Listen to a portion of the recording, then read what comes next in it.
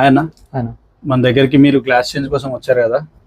మీరు మా దగ్గరకు వచ్చిన తర్వాత ఎడ్జ్ నేర్పించామా లేదా ఎల్సిడి ఎల్ఈడి మా టెక్నిక్స్ ఏమన్నా మీకు నచ్చాయి? ఎందుకంటే మీరు ఆల్రెడీ ఇంతకుముందు కూడా చేసిన వాళ్ళు ఉన్నారు, ఫ్రెషర్ అయితే కాదు. ఒకసారి మీరు ఇప్పుడు మా స్టూడెంట్స్కి రావాలనుకునే వాళ్ళకి ఏం చెప్పగలుగుతారు, ఒకసారి చెప్పగలుగుతారన్న? నేను స్టార్టింగ్ ఆల్రెడీ షాప్లోనే చేస్తుండే. ఇప్పుడు వచ్చాక అన్నయ్య చిన్న చిన్న టిప్స్ చెప్పడము, టెక్నిక్స్ చెప్పడము చాలా బాగా ఎక్స్ప్లెయిన్ చేశారు. దానివల్ల మనము ఇంకా పర్ఫెక్ట్గా అవడం జరిగింది, ఎడ్జ్లో కానీ ఐఫోన్లో కానీ. మీరు ఆల్రెడీ ఇంతకు ముందు కూడా ఎల్సిడి ఎల్ఈడి ఎప్పటి నుంచో చేస్తున్నారు. మేము చెప్పిన టెక్నిక్స్ దానికన్నా బాగున్నాయా లేదా మీరు చేసేలానే చెప్పామా?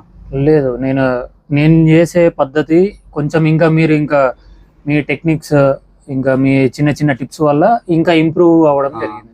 మీరు కూడా అంతే సార్, మీరు ఆల్రెడీ ఎల్సిడి ఎల్ఈడి చేసే వాళ్ళు ఉంటారు కదా. మీకు కూడా మా యొక్క టెక్నిక్స్ అనేవి ఏంటంటే, మీరు ఇప్పుడు 100 డిస్ప్లేలు చేస్తే అందులో ఒక 80 చేసి 20 పోతాయి కదా. మన దగ్గర రండి, ఆ 20 కూడా మన దగ్గర సొల్యూషన్స్ అనేవి ఉన్నాయి. పోలరైజర్ కట్ అవ్వడము, పోలరైజర్ కట్ కాకుండా చేయడము.